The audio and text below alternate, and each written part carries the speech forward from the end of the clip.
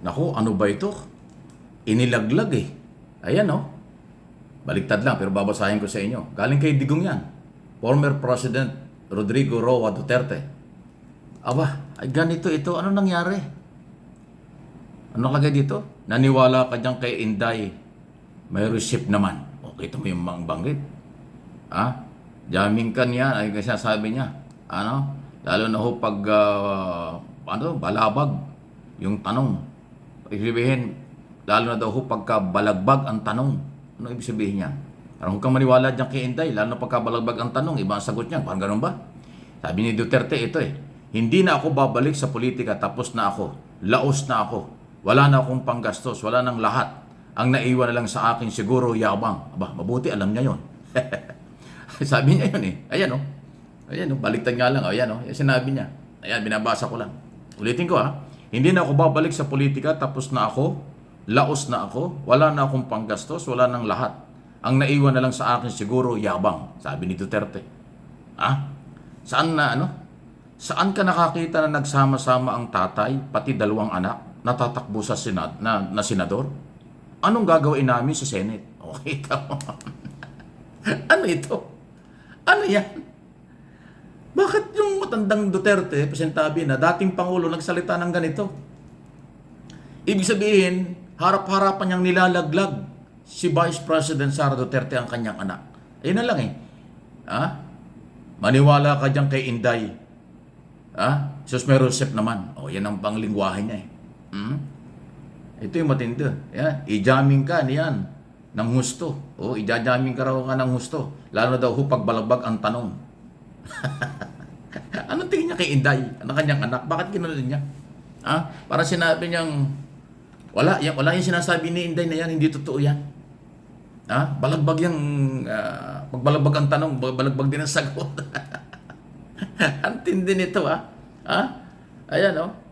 Galing kay former President Rodrigo Duterte, yan pong statement na yan. Ito'y nakakatawa rito eh. Saan ka nakakita na nagsama ang tatay at dalawang anak? Matatakbong senador. Anong gagawin namin sa Senate? Eh di tanong mo kay Inday, tanong mo sa anak mo. Siya naglabas yan eh. Hindi naman ho siya pinilit eh, anong siya sa ambos interview. At sinabi niya, oh, si former President Duterte tatakbong senador. Si Pulong Duterte, Congressman Duterte tatakbo rin at si Baste. Yan nasabi ni Inday na anak mo. Kaya ngayon sabi niya, sus merosep, sabi ni dating Pangulo. Ayan nakita nyo, galing sa kailang kampo, hindi lang kampo. Duterte talaga. Ha?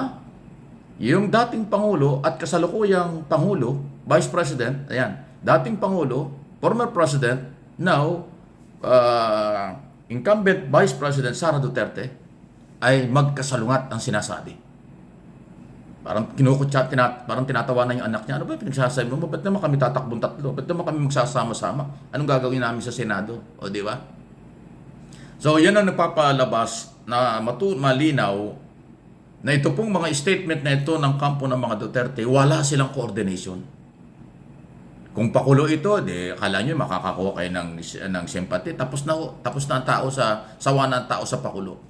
Ang malinaw dito, nilaglag ni Duterte ang kanyang anak. Parang nagsalita si Inday na wala naman palang malinaw na basihan at hindi naman pala pinag-usapan nilang tatakbo yung tatlong mag-aama. O, di ba? Kung publicity yan, negative na publicity yan. Kung gimmick yan, negative na gimmick. Kasi ang mga tao ay sawa na sa panlilinlang.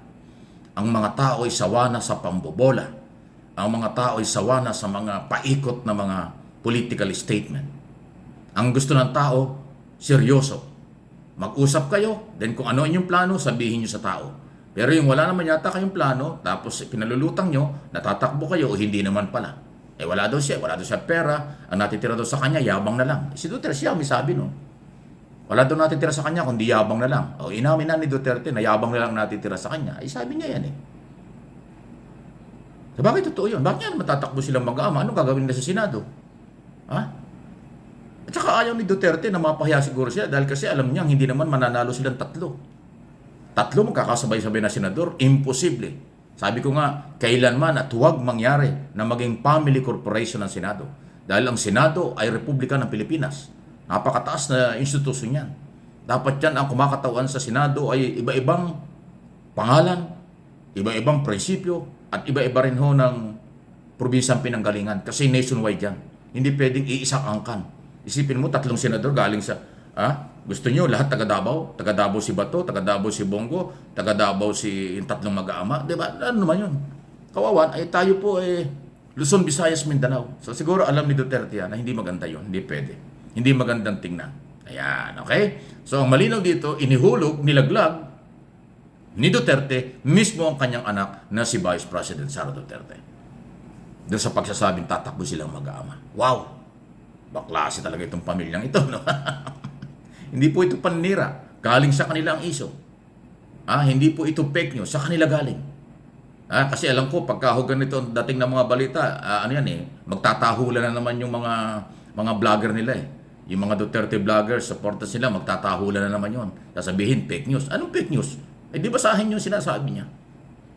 Galing sa pangalawang Pangulo ang isong yan, sumagot lang yung dating Pangulo ng kanyang ama. Silang mag-ama, magkaiba ang sinasabi. O paano magiging fake news yun? Kayo ang fake news. Pagka ho yan, binago nyo yung statement na yan. Yan ang totoong nanggaling sa kanila. Yan ang mga Duterte.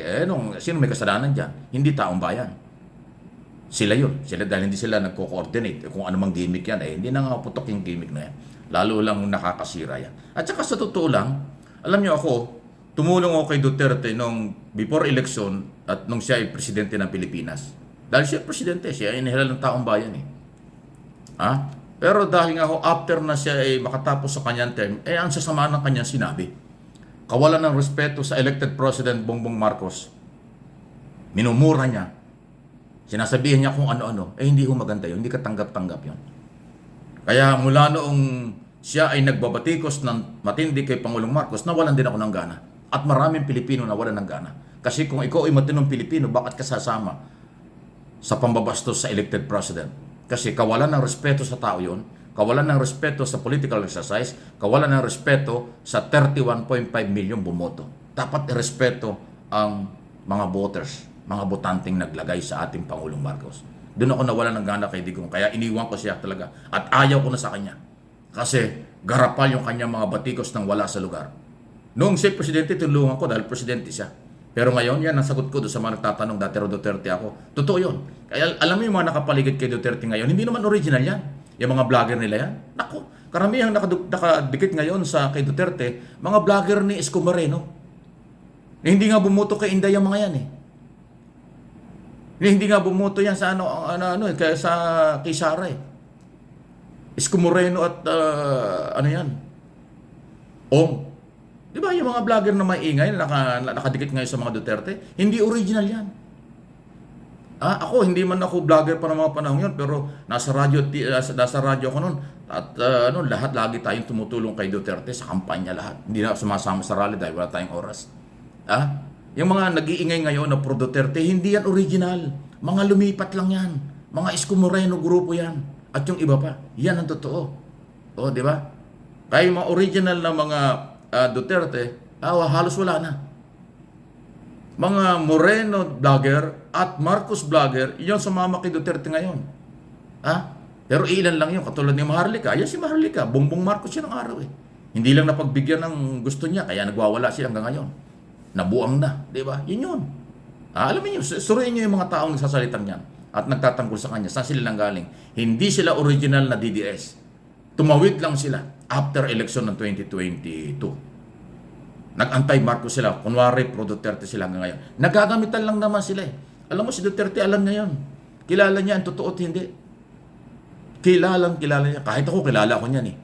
Tumawag pa nga sa akin nung araw yan na nag-aaway sila ni Kibuloy. Alam ba niyo yun? Nag-aaway sila dalawa ni Kibuloy. Sa akin to, nagsusumbong yung mga yan. Nagagalit sila sa isa't isa. Ewan ko sa kanila. Anyway, nabanggit ko lang po. Yan ang buhay nila. So, ayan po ang ating pag-nag-usapan. Any comment, reaction tungkol dyan sa magkasalungat, naglaglagan ang mag-ama. Duterte at Sara. Ibang klase talaga sila, Iwan ko sa kanila.